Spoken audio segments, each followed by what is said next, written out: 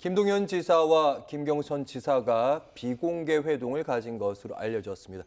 그리고 이제 물밑에서 삼김이라고 하죠. 김부겸, 김동연, 김경수 후보 단일화 해야 된다. 그런 목소리도 있었는데요. 때마침 이제 김부겸 전 총리는 불출마를 선언했습니다. 정치권에서 하는 얘기가 혹시 이 세 사람이 단일화하고 그 중심에는 이제 김동연 지사가 있는 거 아니냐 이런 관측들. 네, 그러니까 그런 움직임이 이제 앞으로도 좀 더 진행되겠죠. 아직 후보군들이 완전히 정리된 상황은 아니기 때문에 저는 사실은 이번 같은 경우에 민주당 경선이 과연 성립할 수 있을까? 그것도 좀 의문이었어요. 워낙 이제 이재명 대표하고 나머지 후보 간의 이 지지율 격차가 워낙 많이 나고 있는 상황이기 때문에 합리적으로 생각하면 대부분은 포기해야 되는 게 맞는 거죠. 근데 다만 이제 이번이 아니고 다음을 이제 바라보는 사람들이란 경우라든가 또는 이제 이 대선 출마를 계기로 해서 조금이라도 좀 지지세를 좀 더 확대를 하고 본인 인지도도 높이고 뭐 그래서 좀 지분이 확보되면 혹시 이재명 정부가 들어서면 거기서 뭔가 역할을 좀 더 찾아가는 뭐 그런 경우 아니면 좀 출마를 대부분은 좀 접지 않을까 이렇게 좀 생각을 했는데요. 뭐 그거에 비해서는 그래도 의외로 용자들이 좀 나오고 있는 상황이 아닌가 그렇게 생각합니다. 이번이 아니라 다음을 위해서라도 이렇게 해야 된다.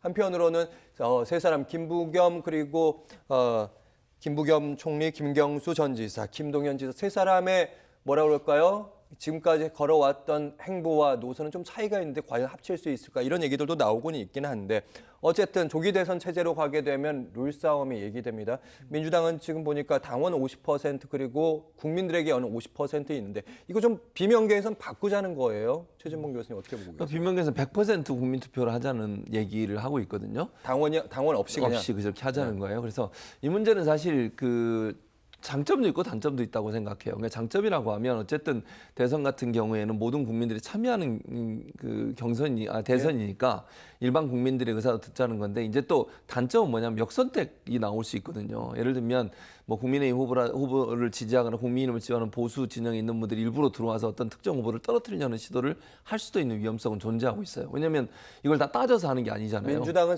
저번 대선에서 제 기억에 의하면 어느 지지층이 상관없이 무조건 경선에 참여 가능했던 걸로 그렇게 기억나요. 했었죠. 그러니까 그러다 보니까 이제 특정 종교 단체는 이건 이제 의심이고 의혹이긴 합니다만 마지막에 신천지 그런 관련 얘기가 의혹이 있었어요. 그래서 이런 문제들 때문에 이걸 과연 이렇게 100% 국민 경선을 했을 때 맞느냐 하는 부분에 논란이 좀 있어요.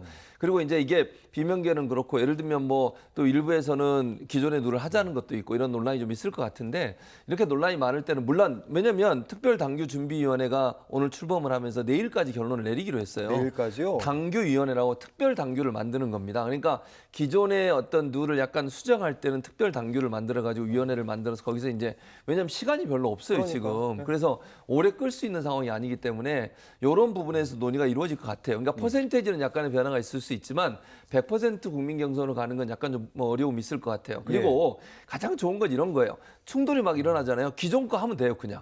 그러면 별 논란이 없어요. 근데 바꾸려고 시작하다 보면 이제 논란이 많이 되거든요. 그래서 만약에 정말 이렇게 후보들 간에, 그러니까 잠재적 후보들 간에 여러 가지 논란이 많으면 기존에 있던 방식을 쓰면 거기에 대해서 더 이상 불만이 없지 않겠어요?